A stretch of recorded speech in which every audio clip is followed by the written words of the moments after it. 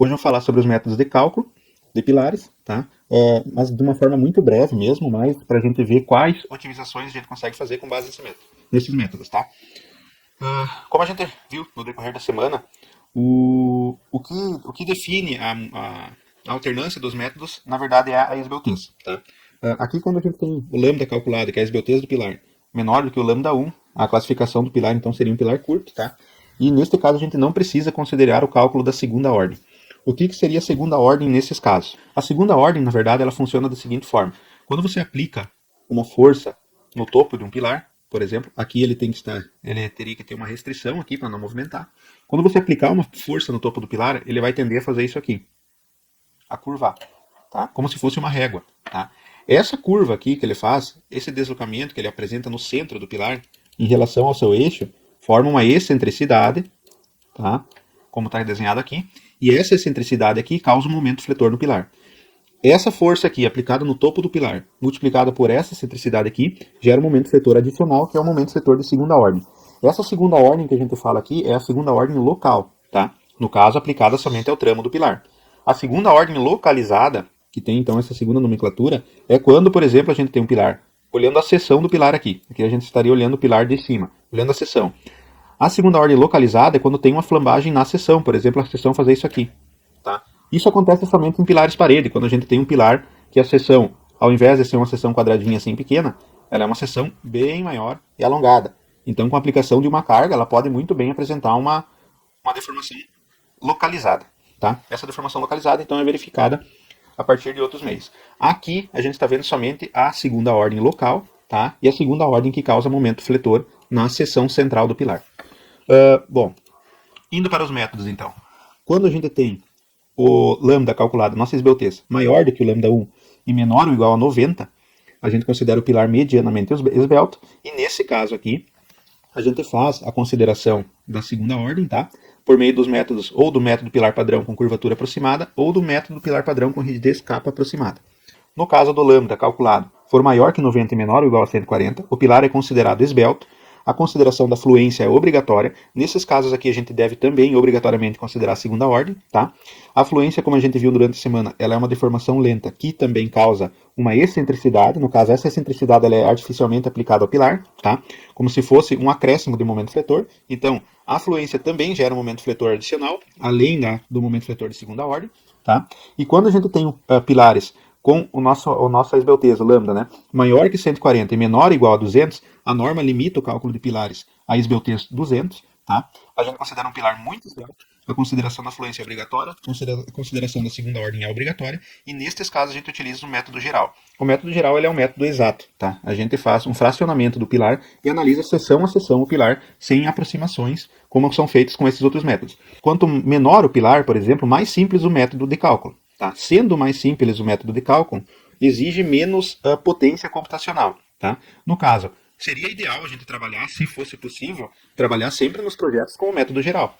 Tá? Só que o método geral é um método que exige muito do computador, pois são feitos muitos cálculos para chegar no resultado aí de um pilar. Então imagina uma obra com um monte de pilares, né? Quando você fazer esse cálculo aqui, provavelmente fica horas rodando o computador para que faça a análise de todos esses pilares aí, tá? Então, nesses casos aqui, somente para pilares muito esbeltos, que a gente faz com o método geral. Nesse caso aqui, utilizando o pcalc, tá? Aqui eu tenho um pilar de 20 por 20, tá? Esse pilar está com índice de esbeltez 199, então ele está praticamente no limite, tá, normativo.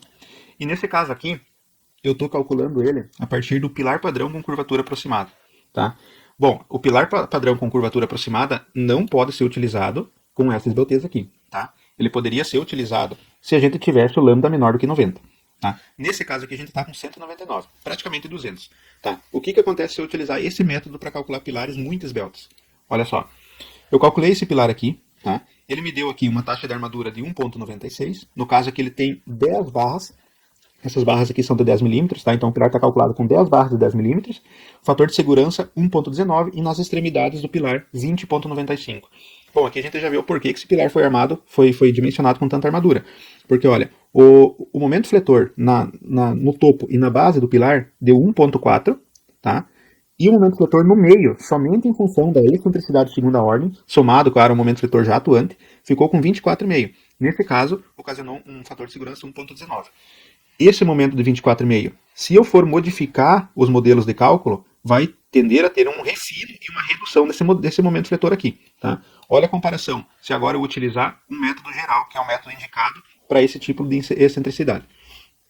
Aqui pegando o método geral, fazendo o cálculo sobre o método, olha só. No meio do pilar, onde a gente tinha a situação crítica antes, a gente está com o fator de segurança 10, o nosso momento fletor de 2.9. Eu poderia aqui muito bem reduzir essas armaduras aqui. Deixa eu reduzir aqui, para nós fazer uma verificação. Eu ainda poderia reduzir mais.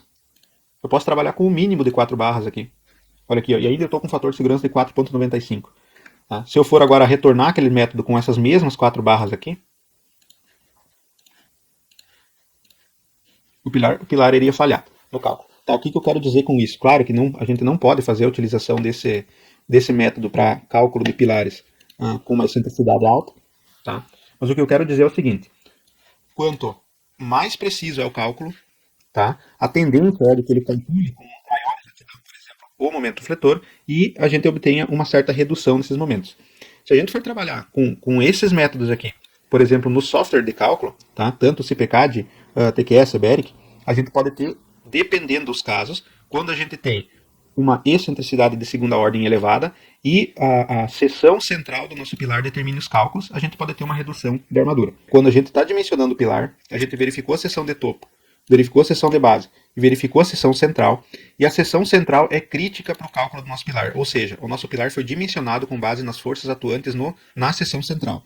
Nesse caso, a tendência é de que o problema seja justamente a excentricidade de segunda ordem. Claro que se a gente não tem uma força muito alta na metade do pilar, que às vezes é um caso do muro de arrimo, tá? Mas nesse caso, quando eu tenho uma excentricidade grande de segunda ordem no centro do pilar e o cálculo é determinado, no caso, as armaduras são determinadas com base nessa seção aqui, a gente consegue utilizar os nossos programas profissionais de cálculo, assim como o TQS, o CPCAD, BERIC, a gente consegue utilizar esses programas e fazer essa redução de momento, apenas modificando os métodos, tá? Eu vou dar um exemplo no Iberic aqui, de um pilar carregado, olha só, ele está com 2 barras de 10 na cobertura, tá?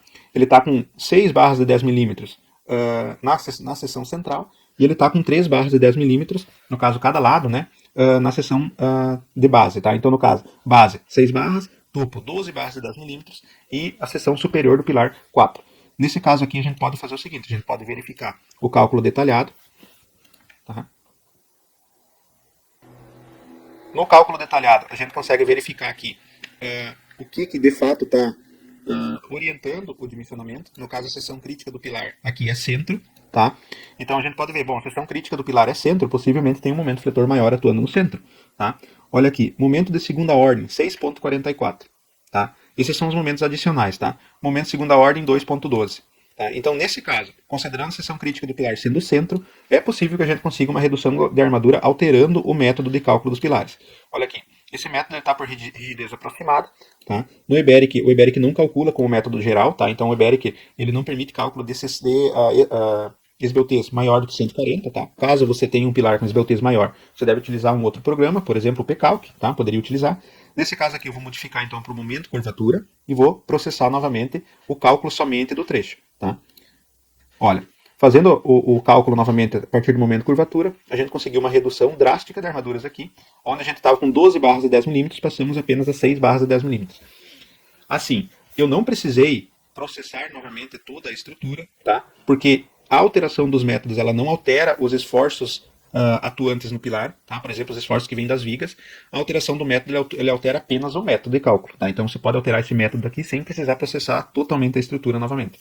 Bom, olha só a diferença que deu entre métodos aqui. Ó. Voltando aqui para o método da rigidez, processando novamente, olha só, 12 barras de 10 milímetros. Eu apenas alterando esse método aqui para o momento curvatura, processando novamente, 6 barras de 10 milímetros. Agora, nesse caso, a gente já poderia mandar esse pilar aqui para a obra com 6 barras. Pilar baldrame aqui, 6 barras de 10, superior 6 barras de 10, cobertura 4 barras de 10. Então, dependendo do projeto, a gente consegue fazer essa verificação aqui e essa alteração dos processos de cálculo, tá? Existem outros procedimentos que a gente consegue fazer a redução da armadura, tá? Isso vai depender de como é a tua estrutura, qual a situação do teu pilar e principalmente vai depender de um estudo mais aprofundado de qual de fato é o comportamento da tua estrutura, tá? Com base nessas 5 aulas aqui, creio que quem tenha algum problema aí de dimensionamento de pilares já consiga fazer um dimensionamento mais otimizado. Tá? Existem muitas outras maneiras de fazer otimização, tá? Que no caso a gente não consegue em 5 aulas de 20, 30 minutos cada resolver tudo isso, tá? Porque depende muito, é muito particular da estrutura, tá? Então, nesse caso aqui, resolvendo essa quinta aula aqui, apenas apresentando para vocês as diferenças entre esses métodos em relação à excentricidade, vocês já conseguem fazer, muito possivelmente, aí, uma redução bem maior de armadura em relação aos métodos utilizados por padrão nos programas.